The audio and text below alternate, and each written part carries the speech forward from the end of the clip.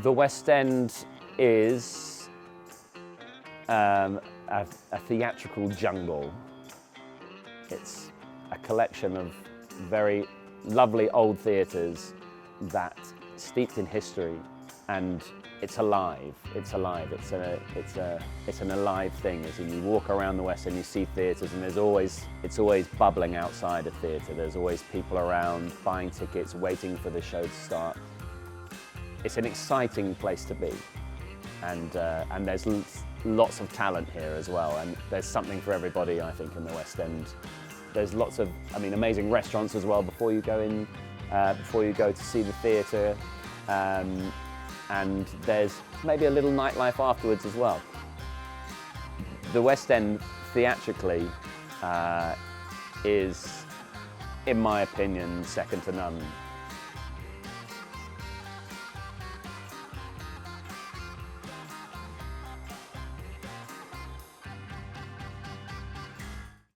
Hello Film and Arts, my name is Bob Harms, and today we're going to talk about Pretty Woman, the musical. Welcome to Hollywood! What's your dream? Pretty woman, stop a while. Pretty woman, talk a while. I think I would describe the experience as a great night out with no, you don't need to think too hard. It's right in front of you. It's not Shakespeare, it's just a good time. And hopefully, I think it's really entertaining, funny in places, moving in places with some great singing. Yeah. It's a happy pill. It's a happy pill. If you've seen the movie, I think you're gonna, well, no, I don't think. I know you're going to recognize loads of things. It's like a 80s, 90s happy pill. You hopefully feel warm in your heart and just excited when you leave the theatre.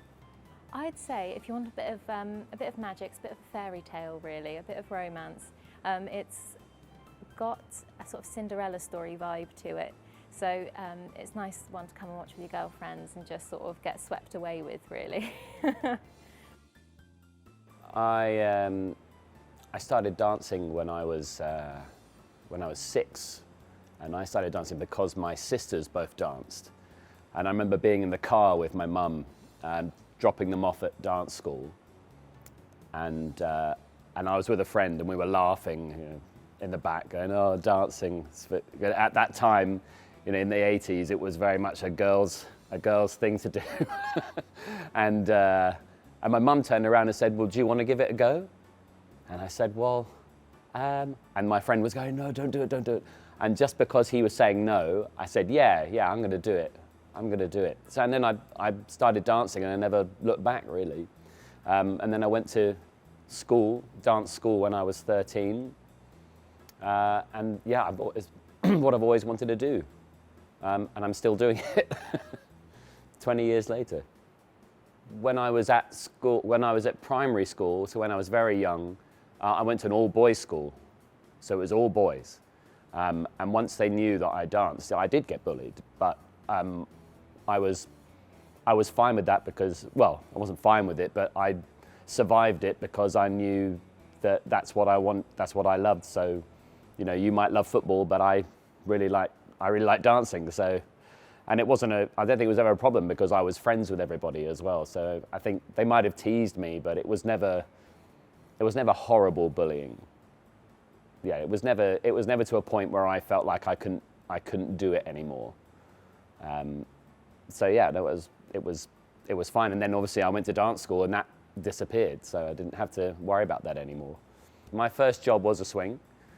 And I think it's a really good place to start. And actually, I believe that I was 18 when I started working, which is very young, but it was a great experience in learning, in being. Your mind has to be completely focused on the job all the time. because you have to know everything as a swing. You have to know, you cover. I think I covered 6 different people in that first job, and it's terrifying, but at the same time, it's really rewarding when you get it right.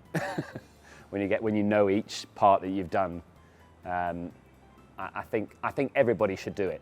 Everybody should do it, especially at a young age. Coming into this industry, it's the best thing you can do, I think. And I've been to swing several times throughout my career, maybe 4 times, I think. So, and every time it's been a challenge, but it's been worth it. I think I got into musical theatre because I wanted to do all different things. I wanted to dance, I wanted to sing, and I wanted to tell amazing stories. So there was a dance tutor in my area, and I called her up and I said, like, I want to dance. And that's when I started taking dance lessons, which was quite late in life. I did that, but yeah, I just loved it. And to be able to do all those 3 things in one go, I mean, yeah, lovely. In this production, so during the pandemic, my agent called me and she spoke to me about this character, and I sent in a self-tape to start off with. And to be fair, I was a bit shocked because it was opera involved, and I've done musical theatre for the last few years, but I was like, let's go. And that's how the whole journey started. And then after that, I had a session with Gareth, our MD, our lovely MD, and worked on certain things, and then I had a dance call, and everything I was doing by myself. So I didn't actually have a dance call audition like it usually is during when you apply for musicals, but it was the pandemic, so it was a lonely process. But yeah, it was amazing, and I got to meet the whole team and so on. And yeah, I play both Bag Lady and Violetta. So Bag Lady is someone who hangs on the boulevard with big dreams, and hopefully the audience will recognize themselves in that. And she wants to get out, like Vivian, she wants to get out from the boulevard. And whenever things goes well for Vivian, I think it goes well for Bag Lady. And when it turns sour for Vivian, it turns sour for Bag Lady. So it's kind of like they're following each other. And the dream is to be a singer. And then suddenly Violetta is there from La Traviata. And yeah, it's something different. I think it's something special that Pretty Woman has in the musical, that it cuts off in the middle with an opera number, which I think is something unexpected and great. So with this production, we have a vocal tutor, and I've had a few sessions with her. So that was great to just tune some things and just get it in that sort of style that she wanted to be. I try to, I do something called straw work, which is like you bubble into water with a straw, which is like a very soothing way of starting your voice in the morning. So I try to do that. I try to obviously warm up and cool down also after a show. I don't drink, and I try to not eat too late, so for acid reflux and stuff like that, you just need to think a bit extra. Like if you're going out, you need to just make sure you're not in a club where it's like super loud, so you need to shout and stuff like that. But I try to be good, but yeah. So I was doing another show, and I got a call about this audition, so I flew over and auditioned for it. We did about maybe 6 rounds altogether. Started off as a dance call, and then came back and did singing and some scenes, and they wanted to see me for this part as Julia, and I was like, okay. So then I had to learn a bit of that dance and a bit of that script, and then in the rehearsal we had the original writers, Jeff Lawson, in the room, so it's pretty much the exact same script as the iconic movie with a couple of little added twists. So. He's a little bellhop, he's fresh-faced, he's just enthusiastic about just being where he is and learning all the time. So in the film, he is briefly in it, doesn't say anything, but there's that iconic scene in the lift. And in the musical, it wasn't meant to be that big, but then on Broadway when they did it, they just made it even bigger. And yeah, so just taking it as I have. No, yeah, it's a very physical comedy as well as a facial expression as well. So I trained at Erdang in Islington in London. Did that for 3 years. But yeah, I've always loved the character roles as well, so I'm excited to do this. For an evening show, we'll get in at 2:30, which is what we've done today. A lot earlier for a matinee show, but for the evening, that's when we're in. There's 3 of us from the department will come in, and there'll be somebody who's doing laundry already. And then we'll sort through some of the laundry. We'll do the maintenance and repairs that we got from the evening show the night before, so things like split trousers that we need to repair, hems are down, there's a hole in a shirt, things like that that just happen as things are used basically.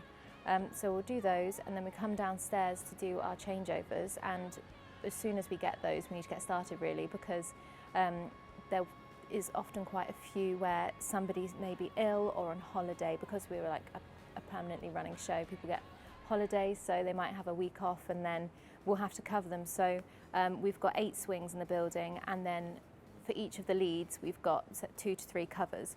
And so we go down through those every time somebody's off, and we'll pull out their costume and make sure that we have all of the right stuff ready for them, so shoes, accessories.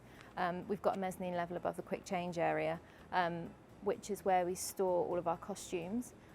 There's rails and rails up there, and then what we'll do is we'll go to the quick change areas, we'll pull out the costume of the person who's off, and we've got a pulley system. We send it up to the mezzanine level, and we collect the costume for the person who is then going to be covering them, and we send it back down and make sure it's all organised for the performance. So that's quite a undertaking. We don't have a lot of vintage pieces. What we do have is a lot of stuff that's made to look like it's vintage, and we've inherited a few bits from the Broadway production. So this is the only version of Pretty Woman in the UK, and it came from America. So we've got some pieces that have been sent over to us from there, and a lot of the design came from there as well. So the costumes that we have here, about 45% of it I would say is sent away to makers, because there is some specific looks that we would call an On a Night Like Tonight suit or a Nellie's dress, and that's when the ensemble will have a version of that, and it's made to look like a uniform, like a hotel uniform or a shop uniform.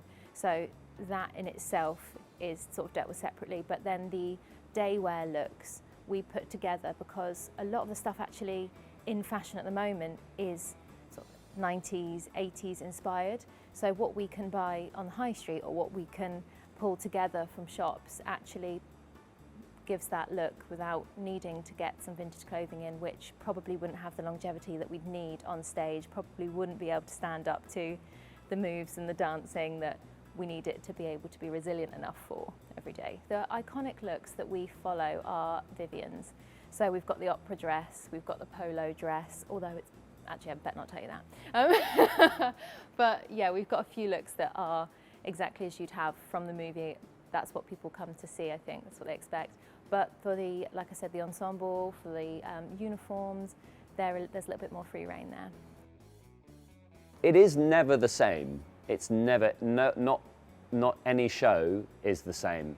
There's always something different that happens. There's always a different interaction you have with somebody on stage. I think it would get boring if you just let it be the same every show. But you strive to keep it in the moment, to react to how somebody else is. If somebody says something differently, you would react differently to them. You know, and sometimes things go wrong as well. So, you know, there's all those, and the audience reactions sometimes are different as well. So that's never the same, the show. As much as we're saying the same lines and doing the same movements and singing the same songs, it's not, I don't think I've done one, I couldn't say that I've done one show the same as another. You know, loads of times I see couples and they were like cozy up to each other and they look a bit in love, extra in love, and that's beautiful to see. It's yeah, it's fun. I mean, I don't necessarily feel like I'm like watching people in that sort of way. It's but sometimes you know, you suddenly see someone who's like, oh, leaning in, you know, and that's lovely. It's beautiful. So yeah. It's fantastic. You know, I come out here and entertain people, and when they give me something back, it makes me feel like I've done my job properly, and when I hear that I'm entertaining them, that feeds my soul. That's what I love hearing. Since I was a kid, I've always wanted to make people laugh, and when I hear people laugh, when I can make people laugh, it's just something that gives me a lot of happiness. But yeah, I mean, I've worked really hard to get to this point. You know, over the last, this is my 23rd year of work, and I feel like this is the pinnacle of my career so far.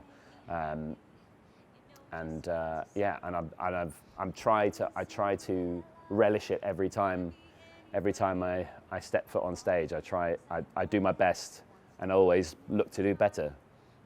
The song, I'd say Never Give Up on a Dream, which is at the top, well, almost at the top of Act 2, because it's got this really cool, I don't know nothing about music, but I think it's a bass, and the guitar, you can feel the vibrations of the guitar, bearing in mind they're substage and we're 10 floors up. We can feel the vibrations 10 floors up. It's such a such a good song. I think everybody's got a dream, and I'd like to think that I'm living my dream, but you know, but then as you get older, you have other dreams, you know. So this was my dream at one point in my life, and now having done this, now I might have a dream to do something else. But I think having a dream is really important, something to work towards, and it has to be. I always think it has to be an ambitious dream as well. Yeah, I think having a dream, I'm sure everybody has one, but I think that's life, isn't it? I don't think you can't sit at home and just be happy with what you've got. You're always searching for something else. And I think maybe a lot of people, when they come to the theatre, their dream is to be on stage also. So yeah, I think there's lots of dreams in the theatre every night. The West End, it's iconic, really. Like, you have to come to the West End, I think, to experience it. Every theatre in itself is beautiful, it's historical, and there's so much that's happened here, so many plays, so many actors, so much history, that you get that when you're sat here. So it's not just a show that you're seeing, and you must remember there's hundreds of people that rely on the West End for a living. We all work here, we all love being here, and so the more you come, the more that we get to do the job that we love. So. And you're beautiful. I am super excited. I love this film. I'm obsessed with the film. I'm obsessed with the soundtrack. I was like, I have to come. It's a mistake. We know the lines. We know it off by heart. I grew up with Pretty Woman, so the nostalgia is going to be amazing. This is the biggest buzz I've had at a theatre in a long time. Total respect for that mob up there jumping about and doing that. It's so good. The set, the cast. I'm loving it. I can't stop smiling. Cringe from ear to ear. the whole time. I was crying of laughter throughout the whole thing. It was just amazing. It's everything you want from the iconic film, times it by 100. The ensemble, the cast, everyone was incredible. It's a big-hearted, stunningly put together, beautifully cast, big old-fashioned musical. I loved it. Please go and see it. See it for the music, see it for the cast. The book was great, the music was great. It was something I think everybody should come and see. You're beautiful.